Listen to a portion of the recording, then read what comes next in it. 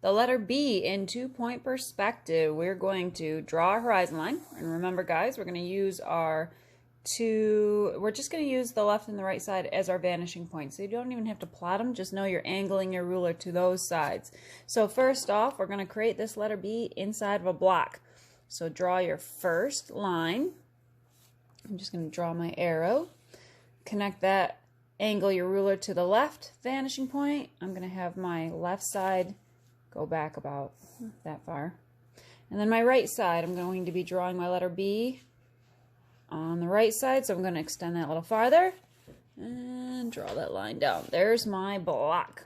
Now, to create the letter B, a model that I want to use to help me out, I think of it like this: a tall vertical. I need a horizontal bar. I need a horizontal bar sort of in the middle. I need that vertical piece there.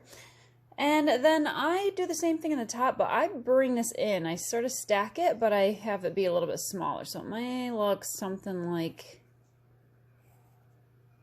this. That's how I'm going to create this one. All right, so here we go. This first vertical piece, I just need to draw a line. Boom, done. Fill that in.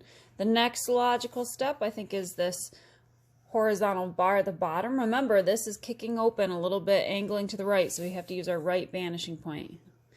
I'm going to draw it there. All right, that one's done. I think the next logical step would be this middle bar. I'm going to plot the top and the bottom of it just so I get an idea of what it's going to look like. Also angled to the right. Remember, there are no horizontals. We're angling this away from us, so we have to use that right vanishing point. That one is done. I'm going to put in that vertical piece, maybe there. Okay, done. I'm going to draw in this vertical piece, kind of slightly in, just so it looks good. Maybe here. There, that represents that vertical piece. And then I need this horizontal angle to the right vanishing point. There, did it. Okay, now I need to erase. No Frankenstein letter, so I'm going to get rid of any lines that are chopping up my letter. I want this to look like a unified solid letter B. My eraser's not the best, so hopefully it looks okay on video. All right, and I'm going to erase this portion of my block because it's no longer serving me. It's not part of my letter. Good, good, good. All right, now I got to check my corners. I need to see what corners are angling to that left vanishing point. Now, you were checking all of these corners inside and out. This hinge, though, look at it, went from top to bottom. Top to bottom, we need the whole thing. So we can already shade this in a medium value because it's the complete side. That would be different for like a capital letter I or a T, and I'll show you those too. All right, so I like to put my pencil on the left vanishing point, lean my ruler against it, and then start sliding towards my letter and checking to see if I can send, what lines I can send towards that left vanishing point. So this one here cannot go because it would draw in my letter, and I don't want to do that. This one cannot go, but there's one. There it is. I'm going to draw that line. This is the side of that, so I can already shade that in a medium value. And this is underneath this bar here. I'm going to have that be a dark value. My cat Minnow says hello. Sorry if I'm shaking. Darken that line so you can see it a little bit better. That's a back corner. That's a corner. It's going back. It's like a seam. All right, keep scanning. There's the other one right there, inside corner. Draw that line in. This will be a medium value because it's the side of that.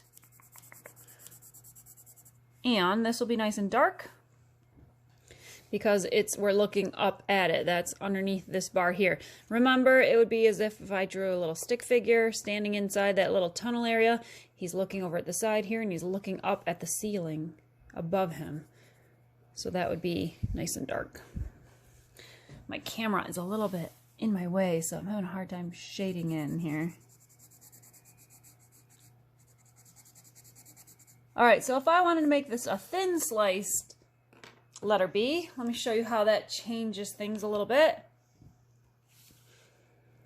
Say I make this little thin slice.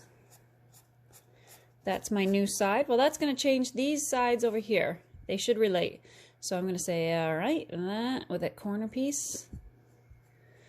That relates now, and this with that corner piece also relates. But now where at these corners end, I need to be able to see the back edge underneath these top and middle pieces. So I'm going to line from that corner to my right vanishing point. I'm going to draw a line back here, and that would be all darkened in.